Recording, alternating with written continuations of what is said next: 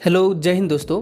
तो दोस्तों आज हम एक ऐसे आदमी से मिलाने जा रहे हैं जो हमारे दोस्ती हैं, कलीग्स ही हैं। अभी तक आज ही तक लास्ट है, कल से वो दूसरे जगह चल जाएंगे। उनका इंट्रोडक्शन करवा रहे हैं। वो मतलब इतने अच्छे अभी जॉब लिए हैं लेवल 1 से, रेलवे का लेवल 1 ग्रुप डी से डायरेक्ट अभी लेवल 6 का ज्वाइनिंग लिए हैं चेन्नई बोर्ड से। तो चलिए थोड़ा उनसे जानते हैं, उनसे क्या सजेशन लिया जाए कि किस तरह से मोटिवेट हुआ जाए और आप लोग को क्या हेल्प हो सके फ्यूचर में, तो वो जानते हैं। तो सबसे पहले भाई साहब, आपका नाम? मेरा नाम अविनाश कुमार हुआ। मैं अभी रंगिया डिवीज़न में कार्यरत था, इससे पहले लेवल 1 ग्रुप डी में, और उसके बाद मैंने एनटीपीसी का एग्ज़ाम दिया और अभी मेरा सिलेक्शन लेवल 6 में एसएम पोस्ट पे हो गया है चेन्नई डिवीज़न में। मतलब सोच सकते हैं डायरेक्ट लेवल 1 से डायरेक्ट लेवल 6 के छलांग लगाना, मतलब क्या, मतलब किस तरह से पढ़ाई की है, मतलब इतना टाइम कैसे मैनेज किए हैं? देखिए, जब कुछ करने का जज्बा रहता है तो आपको मेहनत तो करना ही पड़ेगा। और बात रही कि सफलता का, तो सफलता का कोई शॉर्टकट नहीं होता है। आपको जब भी टाइम मिले आप अपने सपनों के लिए पढ़ें, अपने परिवार के लिए पढ़ें, अपने समाज के लिए पढ़ें, और हर हमेशा जब भी जहाँ भी फुर्सत में रहें, ड्यूटी में भी हैं, यदि टाइम मिल रहा है तो आप ऑनलाइन पढ़ें, मोबाइल से पढ़ें, यूट्यूब के द्वारा पढ़ें, जैसे भी जहाँ भी टाइम मिलता है आप पढ़ें। और आप यदि ईमानदारी से पढ़ेंगे तो निश्चित ही तौर पे आपको सफलता मिलेगी, भले ही थोड़ा विलम्ब हो लेकिन ज़रूर मिलेगी। तो हम आपसे थोड़ा यही पूछना, पहले थोड़ा आपका पर्सनल लाइफ के बारे में पूछेंगे, फिर जाके जी थोड़ा पूछेंगे जो कि स्टूडेंट को आपके लिए क्या सजेशन देना उचित है, थोड़ा उसके लिए भी हेल्प करिएगा। तो सबसे पहले आप बताइए कहाँ से हैं आप? हम बिहार से, जम्मू डिस्ट्रिक्ट से बिलोंग करते हैं। वाह, बिहार से, जमुई से ही है। तो आप अपना प्रिपरेशन कहाँ से स्टार्ट किए थे सबसे पहले, मतलब किस जगह से जा कर के? मैं अपना प्रिपरेशन पहले तो मैं 12th देवघर से किया था। उसके बाद ग्रेजुएशन होने के बाद मैं पटना गया था, वहाँ पे मैं 2.5 साल के आसपास रहा। और उसके बाद फिर मेरा वहाँ से ग्रुप डी में हो गया था, तो मैं यहाँ पे आ गया था गुवाहाटी। और उसके बाद यहाँ से अपना सेल्फ स्टडी जारी रखा, और सेल्फ स्टडी करते हुए ही मैंने एनटीपीसी का एग्ज़ाम क्लियर किया। 2 बार बिहार दरोगा का भी एग्ज़ाम दिया था, और उसमें मैंने पीटी, मेंस सब कुछ क्लियर किया था। लेकिन दुर्भाग्यवश जब 2446 का वैकेंसी था तो उस समय लॉन्ग जंप में मेरा फॉल हो गया था। मेरिट में नंबर रहते हुए भी उसमें मैं फिजिकल में डिस्क्वालीफाई हो गया था। उसके बाद इस बार जो फिर वैकेंसी आई थी 2213 में, तो उसमें भी मैं फिजिकल में ही डिस्क्वालीफाई हो गया था, जबकि मेरा नंबर मेरिट से भी ज़्यादा था। लेकिन एक कहावत है ना कि जो भी होता है अच्छे के लिए ही होता है। शायद ईश्वर ने भी चाहा होगा कि हम उसमें नहीं जाके स्टेशन मास्टर जाएं, इसीलिए आज माता पिता के आशीर्वाद समझिए, या गुरुजनों के आशीर्वाद, और अपनी जो भी है थोड़ी सी मेहनत के कारण ही आज मैं सफल हो पाया। वाह, तो जैसा कि समझ सकते हैं, मतलब ये डायरेक्ट इतना मेहनत किए हैं, लगभग बहुत बार असफलता प्राप्त किए हैं, और उसी से सीख के 2 बार एसआई में छटाए हैं, मतलब वो भी मेरिट में जाकर। एक बार मैं सीपीओ में भी छटा चुका हूं, और एक बार एसएससी सीपीओ, मतलब ये सब जो एग्ज़ाम है लास्ट मेरिट में जाकर छटाना, मतलब एक सदमा जैसे लगता है। आदमी एक अभी ग्रुप डी के लिए इतना प्रिपरेशन कर रहा है, मतलब हम कोई जॉब को नीचे नहीं बोल रहे हैं, हम भी वही उसी में है। तो ग्रुप डी नौकरी के लिए अभी इतना मेहनत चल रहा है, ये बंदा सीपीओ और बिहार एसआई में 2 बार छटाए हैं, फिर जाकर के अभी ग्रुप डी में थे, लेकिन अभी इनका एसएम स्टेशन मास्टर में चेन्नई बोर्ड से हो गया है। तो इसके लिए आपको बहुत बहुत शुभकामनाएं अविनाश जी, ठीक है। तो अब हम लोग को, मेरा जो कुछ दर्शक हैं उनको सबसे पहले ये बताइए, जो जैसे वो तैयारी कर रहे हैं, कंपटीशन का कर रहे हैं, रेलवे का तैयारी कर रहे हैं, तो उनके लिए बेहतर अभी क्या होगा? मतलब अभी ऑनलाइन का ये लिया जाए, उसका इस्तेमाल किया जाए, या जाके कहीं ऑफलाइन तैयारी करना चाहिए, क्या होगा? देखिए, आप जिस भी परीक्षा का तैयारी करते हैं, सबसे पहले तो आप सिलेबस पे फोकस कीजिए कि उसका सिलेबस क्या है, और उस अनुसार से आप तैयारी कीजिए, ठीक है। हमारे एक टीचर थे, वो बोलते थे कि सफल होने के लिए तुम्हें ये नहीं जानना जरूरी है कि हम क्या पढ़ें, सबसे पहले ये जान लो कि हम क्या नहीं पढ़ें। यदि हमको ये पता चल जाए कि हमें क्या नहीं पढ़ना है तो आप निश्चित रूप से सफल होंगे। और बात रही कि अभी सबसे बढ़िया है कि आप ऑनलाइन पढ़ें किसी भी चीज़ का, क्योंकि मान लीजिए आप करंट पढ़ रहे हैं तो उस पर बहुत सारे टीचर क्या करते हैं, बहुत मेहनत करके दिन भर में या मंथली करंट बनाते हैं, तो कम टाइम में आप उससे पढ़ सकते हैं। दूसरी बात है, आप कभी सफ़र में जा रहे हैं तो व्यर्थ का नहीं बैठें, यदि आपके पास मोबाइल है, यूट्यूब है, तो उसमें आराम से आप पढ़ाई कर सकते हैं ऑनलाइन। और आप हर हमेशा हम यही कहेंगे कि सही दिशा में मेहनत करें। ये नहीं कि बहुत सारे लोग देखते होंगे कि 12-12 घंटा पढ़ रहे हैं, 15 घंटा पढ़ रहे हैं, लेकिन सफल नहीं हो पा रहे हैं। लेकिन कुछ लोग हैं जो 5 घंटा 6 घंटा पढ़ के भी सफल हो जा रहे हैं। इसका मतलब ये है कि वो जो 5 घंटा पढ़ रहे हैं वो सही दिशा में मेहनत कर रहे हैं, वो सिलेबस जो है उसके अनुसार मेहनत कर रहे हैं। तो आपके नज़र में कोई ऐसे टीचर हैं यूट्यूब पे या ऑफलाइन भी जहाँ पटना उटना में रह के तैयारी कर रहे हैं, तो 1-2 टीचर का नाम आप बता दीजिए। जी देखिए, हम तो ये कहेंगे कि हर टीचर का जो है हर सब्जेक्ट पे पकड़ नहीं होता, ठीक है। तो आप सबसे अच्छा ये कर सकते हैं कि जिस टीचर का जिस सब्जेक्ट में पकड़ है, आप ऑफकोर्स यूट्यूब पर फ्री में उनसे पढ़ सकते हैं। बहुत सारे टीचर का वीडियो यहाँ पे अपलोड है। तो मान लीजिए किसी टीचर का यदि ज्योग्राफी भी बढ़िया है तो क्यों ना हम उस टीचर का ज्योग्राफी पढ़ लें, किसी का यदि हिस्ट्री बढ़िया है तो हम क्यों ना उसका हिस्ट्री पढ़ लें, किसी का यदि मैथ बढ़िया है तो हम उसका मैथ पढ़ सकते हैं, ठीक है। इस तरह से आप फ्री में भी तैयारी कर सकते हैं। और यदि आपके पास यदि आप इकोनॉमिकल स्ट्रांग हैं तो आप किसी भी टीचर जो बढ़िया है। तो इसके अलावा हम अलग से ये पूछना चाह रहे हैं, जो सुने हैं कि आप भी एक मिडिल क्लास फैमिली से ही बिलोंग करते हैं, बहुत स्ट्रगल करके, और हर किसी के लाइफ में स्ट्रगल होता है, तो आप भी बहुत सारा स्ट्रगल करके यहाँ तक आए। लेकिन जब ग्रुप डी का नौकरी लग गया, फिर लेवल 5 एनटीपीसी के लिए आप एब्सेंट हुए थे लगभग, और ये भी नहीं सोचे कि जो कि कितना दिन का कितना पैसा क्या होगा, नौकरी का क्या होगा, तो उसके बारे में थोड़ा कुछ बताएं। जी मैं सच कहूँ तो जब मेरा बिहार दरोगा का पीटी हुआ था, उसके बाद जब मेंस का डेट दिया था तो मैं यहाँ से एब्सेंट हो गया था। ऑथराइज छुट्टी लिया था बट उतना छुट्टी था नहीं, तो मैं अप्रॉक्स 5 महीना के आसपास एब्सेंट हो गया था। और उसके बाद बाय संजोग बस क्या हुआ कि जिस दिन मेरा फिजिकल था उसी दिन लेवल 5 का भी एग्ज़ाम था, और मेरा सेंटर दूर उड़ीसा में पड़ा हुआ था। तो हम डिसीजन लिए थे कि हम फिजिकल के लिए जाएंगे। हालांकि हम फिजिकल के लिए गए थे, वहाँ डिस्क्वालीफाई हो गए, तो इस अनुसार मेरा लेवल 5 भी छूट गया था और लेवल 3 भी छूट गया था, ठीक है। और उसके बाद लेवल 2 था, तो उस तरह से प्रिपरेशन भी नहीं था, तो सिर्फ इस तरह अटेंड करने के लिए मैं चला गया था। बाकी एक भरोसा था कि लेवल 6 में एग्ज़ाम अच्छा गया है तो शायद हो जाएगा, और ऐसा ही हुआ। ईश्वर की कृपा रही और उसमें मेरा सिलेक्शन हो गया। अच्छा, तो ये बताइए, आप 5 महीना जो एब्सेंट किए उसका मतलब फिर आकर के जब ज्वाइनिंग किए तो उसका क्या परिणाम रहा आपको, मतलब क्या किस तरह से ज्वाइनिंग मिला, थोड़ा इसके बारे में। जी, जब मैं 5 महीना के बाद यहाँ पे आया था तो सबसे पहले आके ऑफिस में मुझे रिपोर्ट करना पड़ा, और उसके बाद वहाँ से थोड़ा सा चार्जशीट हमें मिला है, इशू किया है हमारे नाम से चार्जशीट भी हमको मिला है। इसको सजे के रूप में बोल सकते हैं, S11 हमको मिला था।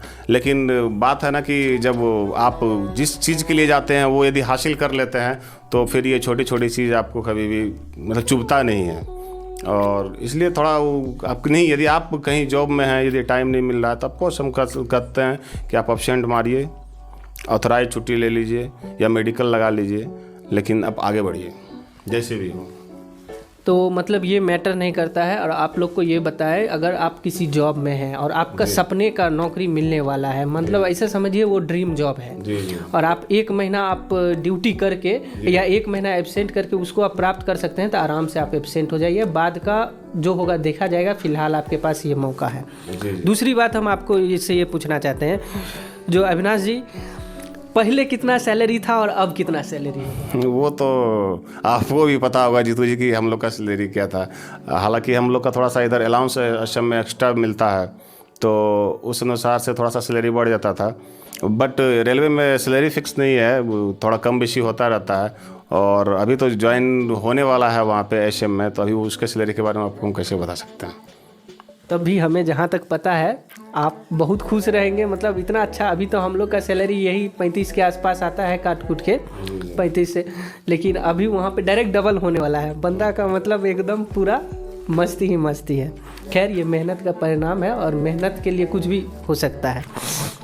इसके अलावा हम और ये पूछना चाहते हैं अविनाश जी, जो ये बताइए, जो मोटिवेट अंदर से हमेशा कैसे रहते थे, जो हाँ हमको करना ही है एक भी दिन। जैसे देखिए हम भी आपके ही साथ हैं, आपके ही साथ हैं, लेकिन क्या हुआ, जो कहीं कहीं मेरा भी असफल रहा, कहीं गलती हुआ, खैर उससे हम सीखते हैं।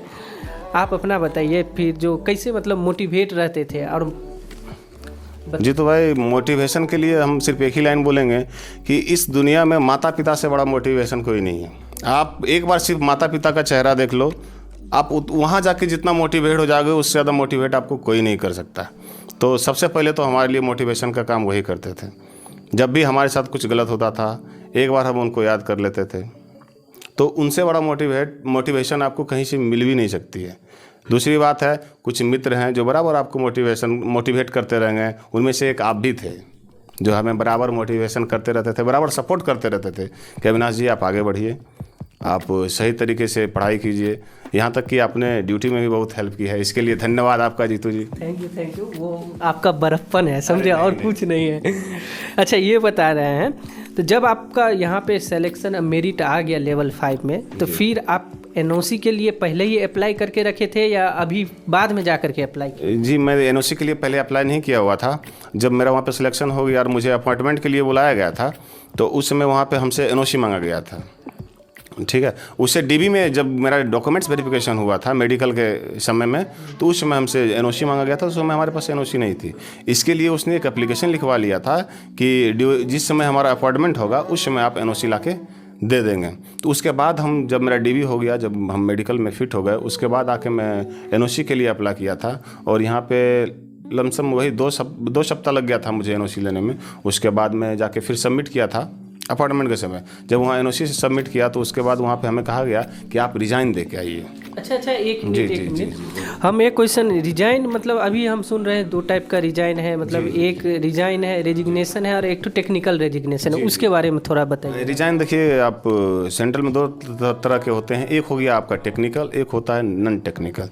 टेक्निकल मतलब ये होता है कि मान लीजिए कि आप यहाँ जॉब छोड़ के जा रहे हैं और जहाँ पे जा रहे हैं वहाँ पे आपको जॉब पसंद नहीं आया, ठीक है, तो इसका एक टाइम ड्यूरेशन होता है कि उसके अंदर में आके आप यहाँ पे फिर से ज्वाइन कर सकते हैं। और दूसरी बात है कि टेक्निकल में आपका सारा डाटा यहाँ से वहाँ चला जाता है। आप यदि 1.5 साल से या 2 साल से या 3 साल से, जितने साल से भी यदि आप नौकरी कर रहे हैं, तो इसका क्या है ना कि आपको सीनियरिटी का वहाँ पे फ़ायदा हो जाता है। बट नॉन टेक्निकल में ऐसा नहीं है। नॉन टेक्निकल मतलब होता है कि आप परमानेंट यहाँ से आप इस्तीफ़ा दे दिए, अपना रिज़ाइन दे दिए, आप फिर से यहाँ आके ज्वाइन नहीं कर सकते। और उसमें क्या है ना कि नॉन टेक्निकल में आपका यहाँ से कोई भी डाटा वहाँ पर नहीं जाता है। अच्छा, ठीक है। तो फिलहाल हमको जहाँ तक पता है इनका रेजिग्नेशन हो गया है, टेक्निकल रेजिग्नेशन, और उनका पेपर भी आ चुका है। एनओसी का उतना कुछ फ़ायदा नहीं रहा, लेकिन हाँ उनसे ये फ़ायदा रहा जो थोड़ा दिन के लिए वहाँ पे टाइम मिल गया जो इनको रेजिग्नेशन लेटर जल्दी लाने का। अब बात है ये, जो कि अविनाश जी ये बताइए जो आगे का क्या प्रिपरेशन है, और आप वहाँ पे अब चल जाइएगा, इतना अच्छा जॉब, हमको जहाँ तक लगता है आप रुकने वाले नहीं हैं, ठीक है, एक जगह पे, जैसा आपका नेचर है, तो उसके लिए बताइए सर। आगे का देखिए जीतू जी, हम हर हमेशा कोशिश करेंगे कि अपना जो अभी लेवल 6 है वो लेवल बढ़ाते रहें। अच्छा, जब तक ठीक से एक अस्थायी रूप से सही लेवल पे नहीं पहुंच जाए तब तक अपना लेवल बढ़ाते रहें, ठीक ना। तो आगे का जो मेरा टारगेट है, तो अभी लेवल 6 में है, तो टारगेट है कि लेवल 7, लेवल 8, लेवल 10 तक पहुँचें। ठीक, इसके लिए हम अभी थोड़ा आपका पीसीएस लेवल का तैयारी करने के लिए भी सोच रहे हैं। अच्छा, मेन टारगेट मतलब अभी पीसीएस है या यानी कि लेवल बढ़ाना है? मेरे हिसाब से जहाँ तक हम देखे थे, जब स्टार्टिंग में ही आए थे, मेरा एक वीडियो है, उसी समय से ये बीपीएससी का तैयारी कर रहे थे। अंदर से एक अलग जज्बा है, और यहाँ तक कि ये अंदर से एकदम मतलब देशभक्ति टाइप का जज्बा है, जहाँ भी रह करके देश का सेवा करना है। तो बात है यही, जो कि बीपीएससी की तैयारी कर रहे थे, लेकिन अब बताइए मतलब आगे जो देखिए हम रहेगा, हम लोग को वो भी खुशखबरी सुनना है जल्द। हम सबसे पहले तो ये बताएंगे कि जो भी वीडियो ये देख रहे हैं, जो भी लोग देख रहे हैं, जो स्टूडेंट हैं, हम सबसे पहले ये आप लोगों को बताएंगे कि आप लोग सबसे पहले कोई भी जॉब लें। ये नहीं कि ये ग्रुप डी का जॉब है क्यों करेंगे, आप सबसे पहले सरकारी जॉब लें, या तो रेलवे में लें, सेंट्रल में लें, जिसमें भी लें, या स्टेट में लें, और उसके बाद कोशिश करें कि वहाँ से आगे बढ़ें। बहुत सारा सोर्स है, ऐसा नहीं है कि नहीं है। डिपार्टमेंटल है, आप जीडीसी के द्वारा जा सकते हैं, या फिर आपका डिपार्टमेंटल एग्जाम होता है। अच्छा, एक मिनट देखिए, ग्रुप डी में ज्वाइनिंग हम कर लिए, उसके बाद प्रमोशन का क्या है, एकदम थोड़ा अच्छा से बताइएगा। जहाँ कोई जो है पहले देख करके अरे ये ग्रुप डी का जॉब है, नहीं भरेंगे फॉर्म, तो उसके लिए थोड़ा बताइए। जहाँ कितना कारगर है, एक मिडिल क्लास आदमी के लिए कितना फ़ायदेमंद रहता है, थोड़ा ये बताएं। देखिए, वो नाम का ग्रुप डी है, लेकिन आप उसका सैलरी बेसिस पे जाएंगे तो उसका सैलरी मतलब देखा जाए तो अच्छा खासा सैलरी मिल जाता है। उससे आप एटलीस्ट अपना घर द्वार ठीक से चला सकते हैं, आपको इकोनॉमिकल प्रॉब्लम नहीं होने वाला है। और दूसरी बात रहा कि आप प्रिपरेशन का, दूसरी बात है लोग बोलते हैं ग्रुप डी में है, पता नहीं क्या करता होगा नहीं करता होगा। तो शायद देखिए उन लोगों को ये भी नहीं पता है कि ग्रुप डी में कितना डिपार्टमेंट है, बहुत सारे डिपार्टमेंट है। ये नहीं सब सिर्फ सोचते हैं ट्रैक मेंटेनर है, सिग्नल है, इलेक्ट्रिशियन है, पोर्टर है, क्या है, तो लोगों को नहीं पता है। उन लोगों को लगता है कि नहीं बस एक ही पोस्ट है, वो ट्रैकमैन है, वो हम्बड़ और साबुल वाला, पर ऐसा नहीं है। इसीलिए कहते हैं कि सबसे पहले आप लोग आएँ। और बात रही प्रमोशन का, तो यदि आपके कलम में दम है तो आप कलम के नोक पे आगे बढ़ेंगे, ये आप लिख लीजिए। यहाँ पे जीडीसी है, डिपार्टमेंटल है, आप थोड़ा सा भी यदि रेगुलर मेहनत करते रहेंगे तो निश्चित ही तौर पर आप आगे बढ़ेंगे। जी अविनाश जी, आपसे बात करके बहुत अच्छा लगा, आशा करते हैं सभी को अच्छा लगेगा। और जीतू जी, मैं आपके लिए भगवान से प्रेरणा करूँगा कि आप भी जल्दी आगे बढ़ें और लेवल 10 तक पहुँचें, उससे भी यदि आगे लेवल है तो आप वहाँ तक पहुँचें। ये हमारी कामना है, हमारी तरफ से शुभकामनाएं रहेगी। देखिए अब हम भी आसाम में ही हैं, अभी लेवल 5 का रिजल्ट आया नहीं है, देखिए क्या होता है टाइपिंग के बाद, भगवान करे आ जाए। आए या ना आए, हम अपने अभी रुकने वाले नहीं हैं। और आपसे भी बात करके धन्यवाद, बहुत अच्छा लगा हमको। फिर मिलेंगे और मिलते रहेंगे हम लोग। जय हिंद दोस्तों। जय हिंद दोस्तों। लाइक शेयर और सब्सक्राइब कीजिएगा और शेयर कीजिएगा इसको, ठीक।